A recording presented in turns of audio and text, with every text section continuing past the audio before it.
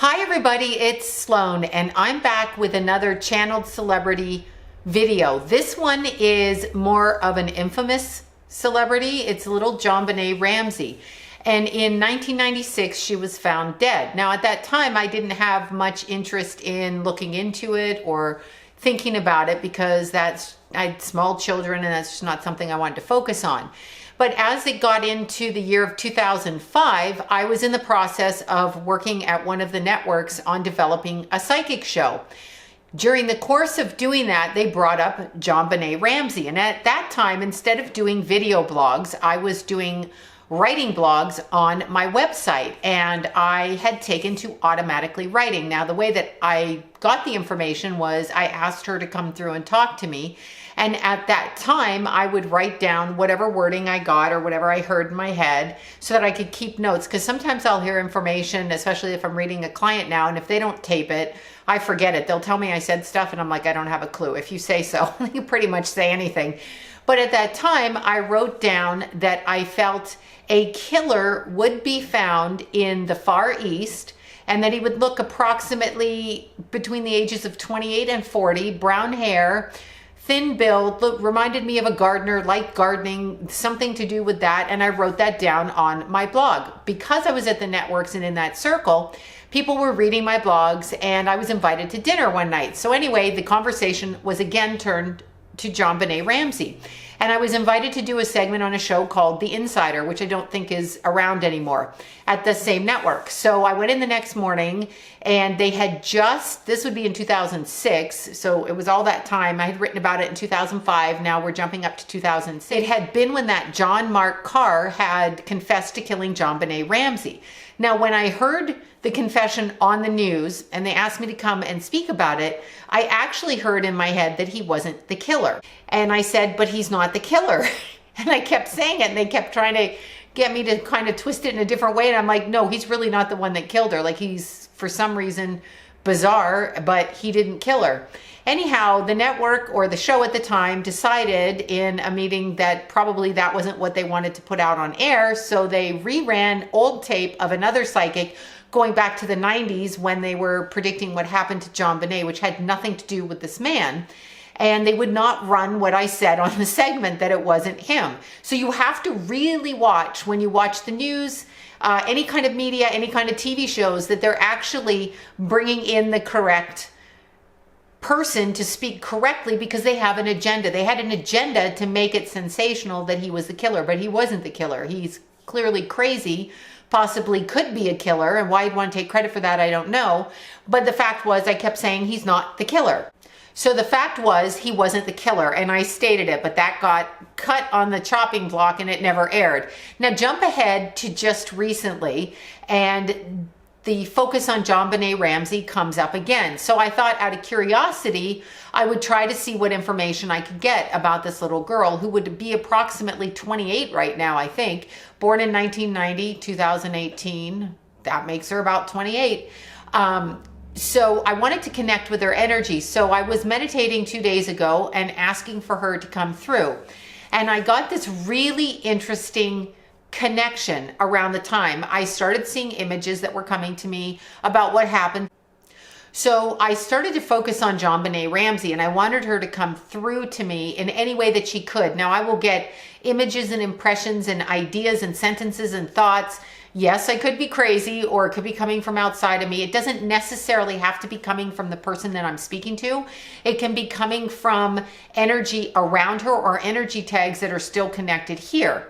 The first thing I noticed is initially when she came through, I was looking at the 6-year-old girl that we know from all the photo clippings and all the media, except that she didn't have on any pageant outfit. She didn't have on any makeup. She was like a fresh-faced little girl with a few little freckles on her face, and she was playing a game of hide and seek with me. So it was like she was there, she wasn't. So I could catch a glimpse of her.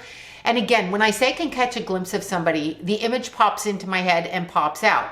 Part of being a psychic medium is being able to grasp those very subtle images, and they don't always come through the way that you think that they would come through. And we are under no obligation on the other side or this side to give any information to anybody just because you call them up and ask them to come through. But I thought I would give it a try.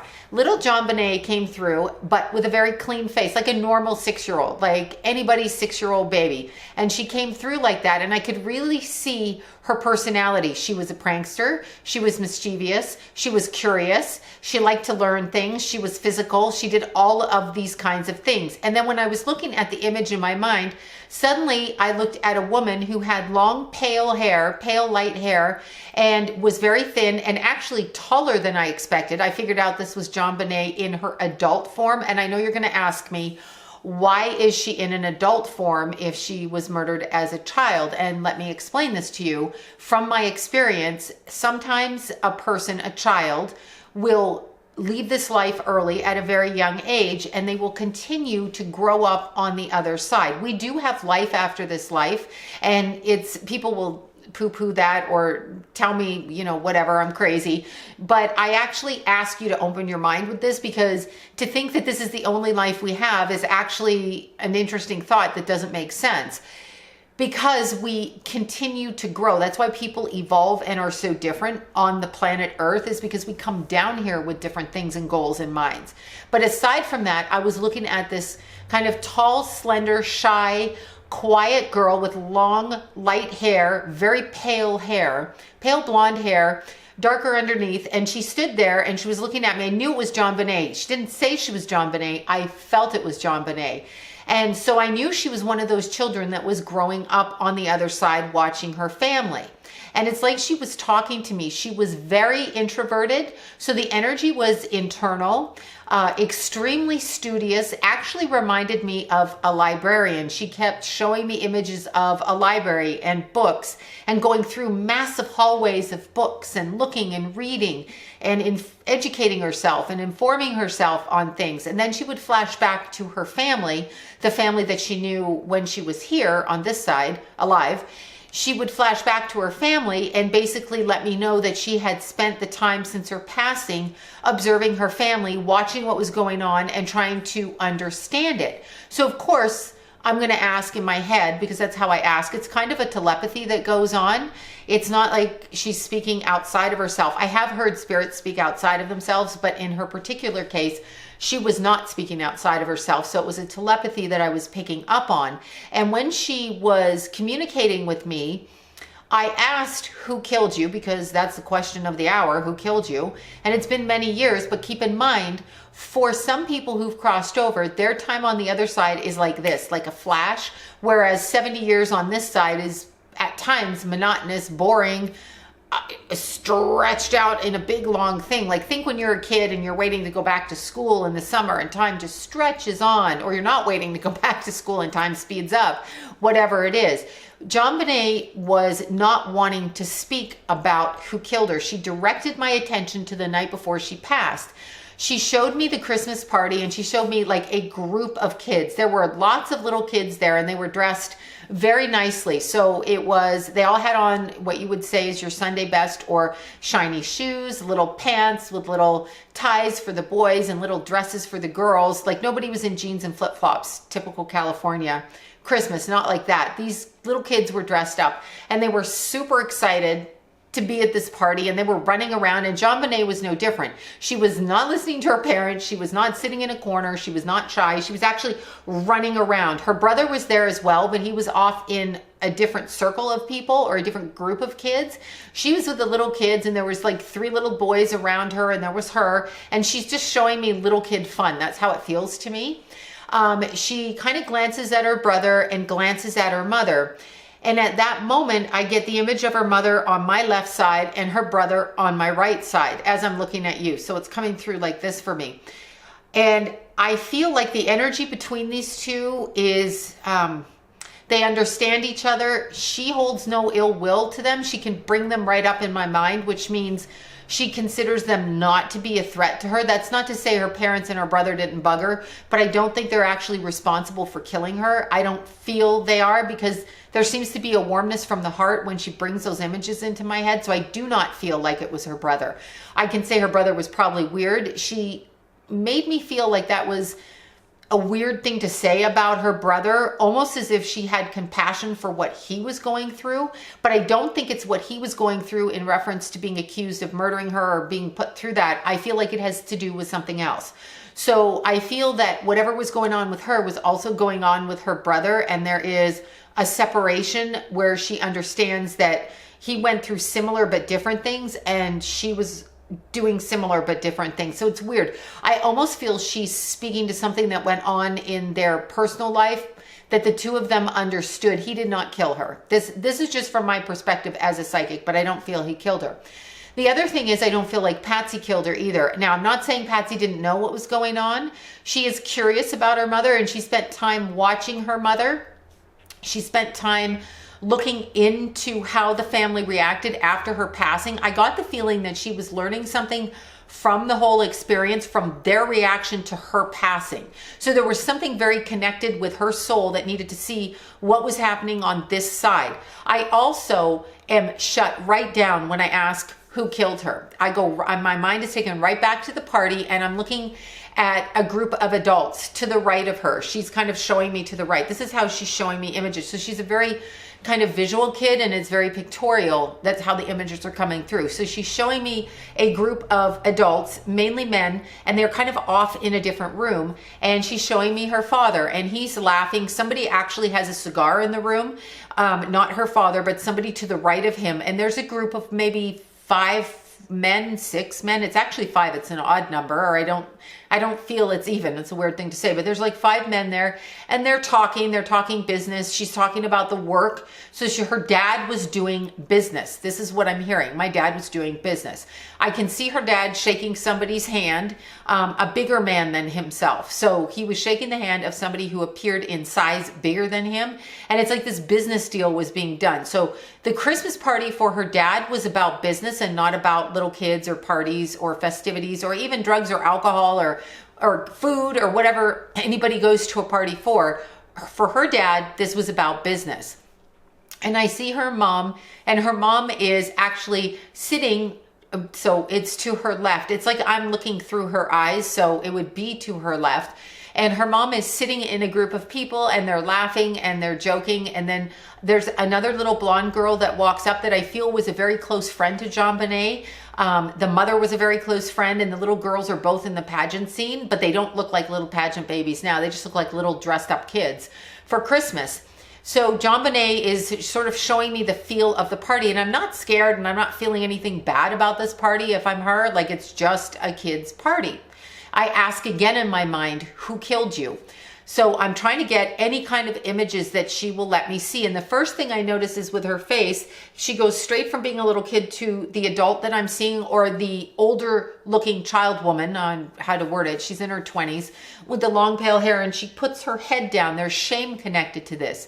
But the shame happened and started happening before she was killed. So this happened in her day-to-day life, and I think it might have something to do with what she's talking about with her brother. I don't know if there was violence or addiction in the house or something that was hidden like this that caused her shame. She does not speak about it. She does not want to speak about it. She is not ready to speak about it. She does not acknowledge it.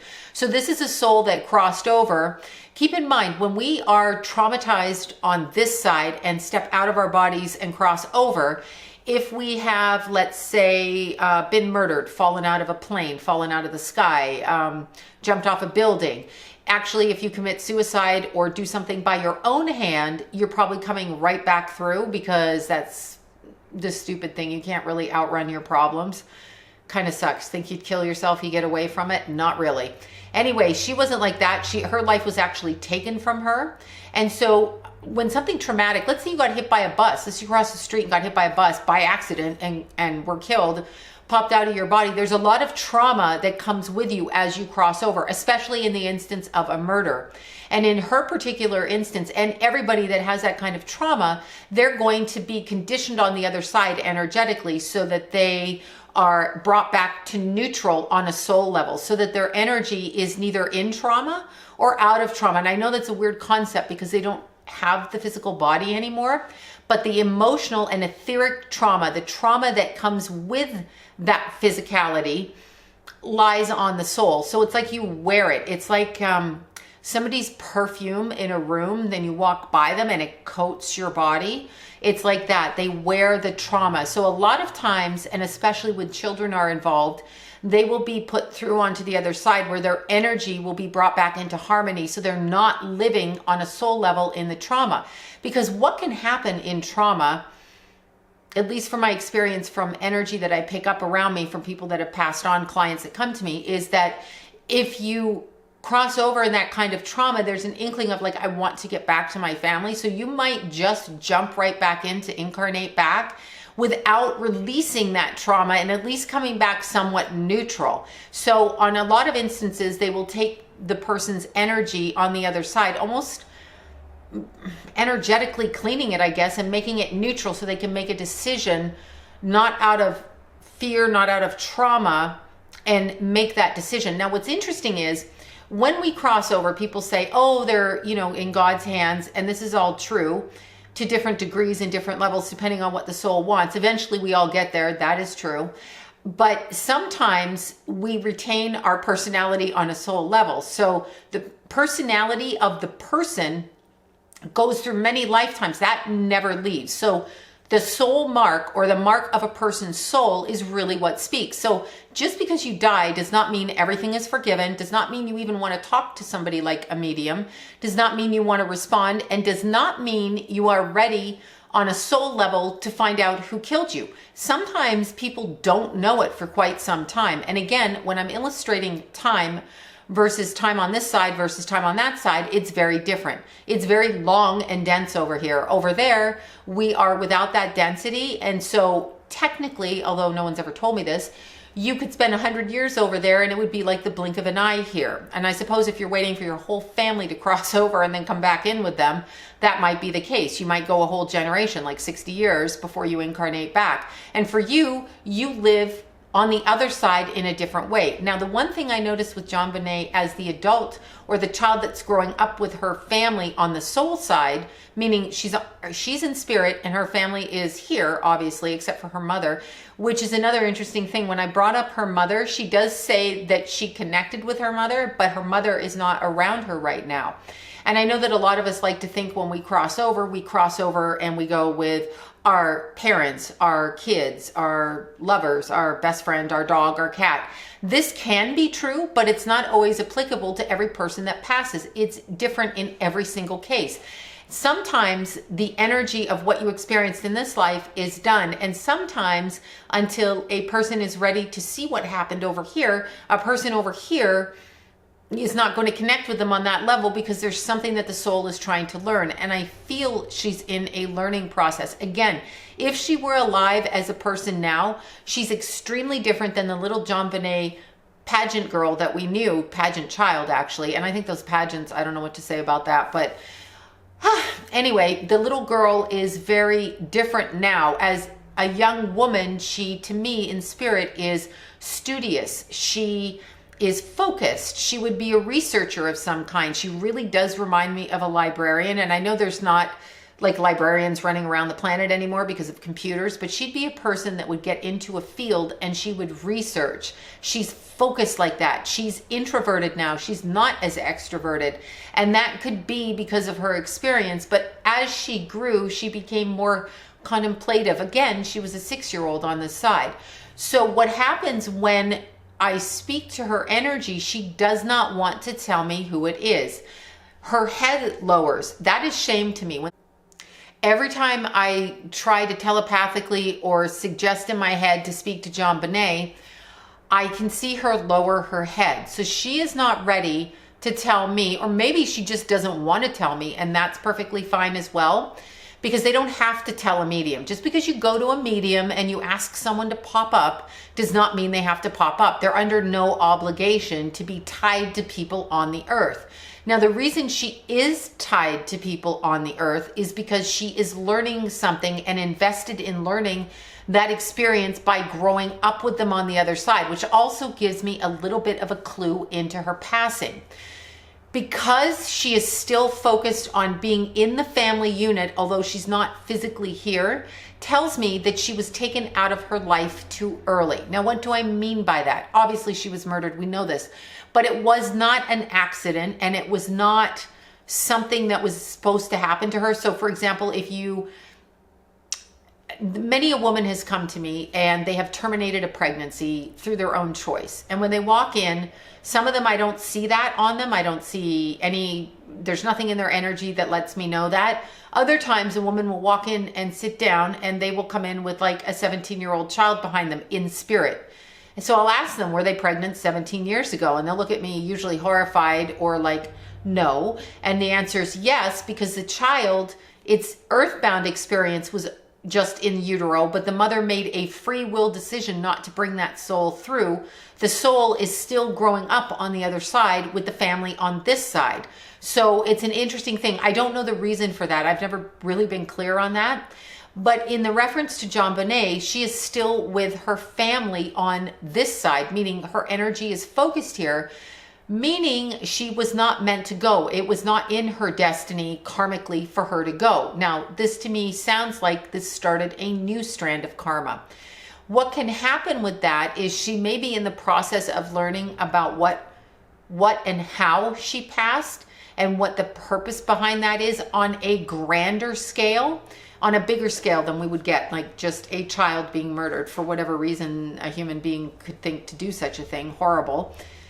But it seems to me that she's learning how to use her energy to heal and to understand the various energy of people who think like this. And there was more than one person that actually took her life. That much I can get from the energy around this conversation is that there was more than one person. And these were adult people. They were not children. Okay. So there's not one person snuck into her house. It has nothing to do with that. And I think on a bigger scale, she still on some level does not want to speak of this. I don't feel her mother was aware of what happened or was happening until the morning that she passed. So in other words, I feel the mother may have overlooked, not paid attention to, not followed through with gut instinct, ignored, been too sick with her own cancer, not wanted to deal with it, had a thought, thrown it out of her head, whatever the problem is.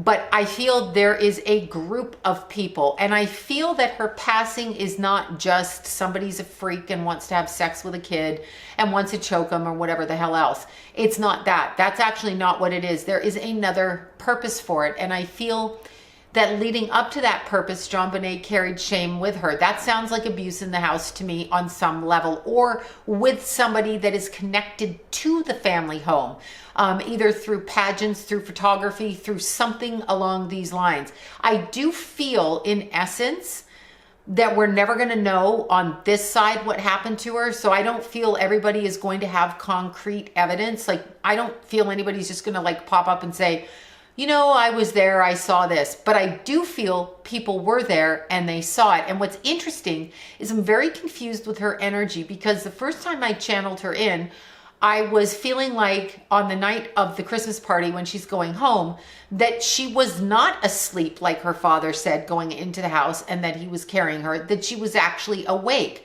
But then I turn my back and I'm going up a different stairway and I feel like I'm in somebody else's house when I'm speaking like that. So I actually feel like when JonBenet was, I don't know if this is her parents' house or it's the house of the party actually.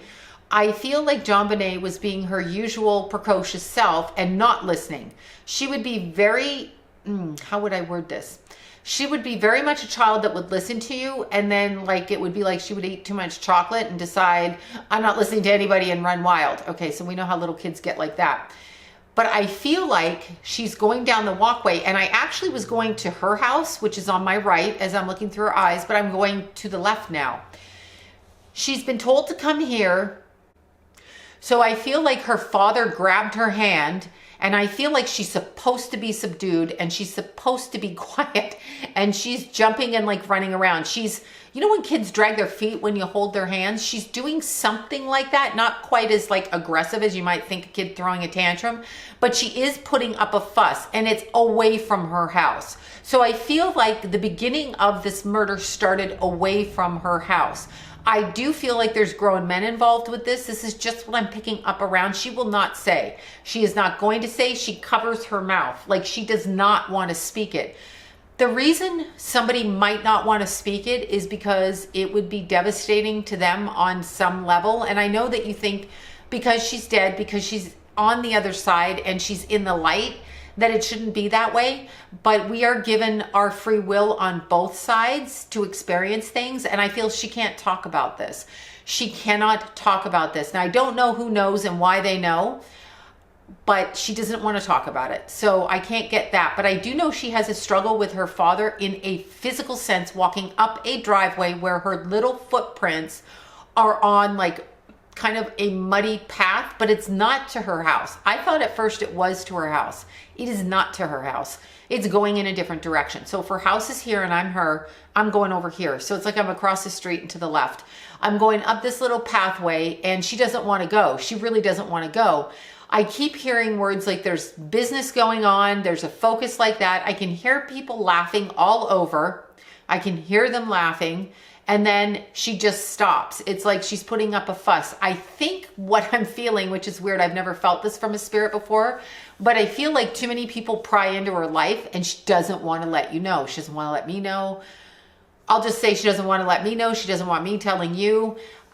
Interesting, because as a child, when she was born, her natal chart was, because I know part of her chart, if I'm to believe the time of birth, so I'll just go by the records that say it's authentic. Who knows? You know how people in the hospitals, they write one time and it's 10 minutes later. Anyway, her time of birth, she is a little Leo with an Aquarius moon and a Gemini rising. This is a very analytical, fun-loving, rambunctious, talkative, loving to tell people everything in the neighborhood that's going on kind of a kid. As she would grow in her life, she would progress. Astrologically, we progress approximately through 3 signs in a lifetime if we were to live on this side 70, 80 years old. So she would go from being a little kid Leo into a Virgo. She would go from an Aquarius moon into a Pisces moon. She would go from a Gemini rising to a Cancer rising. So as I'm seeing her as a 28-year-old in my head at growing up on the other side, she's understated. She does not wear a lot of makeup. She is kind of taller than I thought she would be. I thought she would be shorter, but I don't really know how tall her mom was or her dad is. But I just, for some reason, thought she wouldn't be this tall. She strikes me as taller. Anyway, I believe, from what I'm feeling, there was a struggle going up to a different house. And I believe that her dad grabbed her by the hand and put her, like picked her up to carry her in there while she was struggling. She wasn't hugely struggling, and it wasn't her house. So something started before she got home. So I do believe her mother and her brother, I absolutely know her brother knows what happened to her. I don't know that he remembers it consciously. He could be traumatized and probably is beyond belief, but I feel like he is aware. If he thinks, if he were to go under hypnosis, he may not be overtly aware, he may be blocking it out, but I believe that he knows what happened. Like, if I were to give him a choice of 1, 2, or 3, I believe he would be able to say it. He's not going to say it, and maybe it's locked down inside of him, because I think he's probably only 30 or 31 or 2 or whatever. But I feel like there's knowledge on his part, because I feel like the two of them were tied together in it. So I don't feel like he killed her. I feel like he has the same shame she has. This is the way I would word this. I feel it's more, I feel it's known. I feel like people know what happened. I feel like they know what happened, and I feel it's connected to, how do I want to word this? Business. I feel that it's a business. This is a transaction. That's how I feel about it. And other than that, I cannot tell you who did it. She will not tell me. There was more than one person, if not 3 male adult people. That's the connection I get to it. I do also feel for some reason that she changes the way that she looks on the other side, so that you can't find her over there, so she doesn't look like she looked here, which tells me, besides being a pageant child, she was in something else that we could look at. So I feel like I'm going down that line, but I can't get it. What I'm going to do is I'm going to keep trying to get it, but you never want to force the energy to speak when it's not ready to speak. So I'm just going to leave it with, she can come back and communicate with me when she feels like she wants to.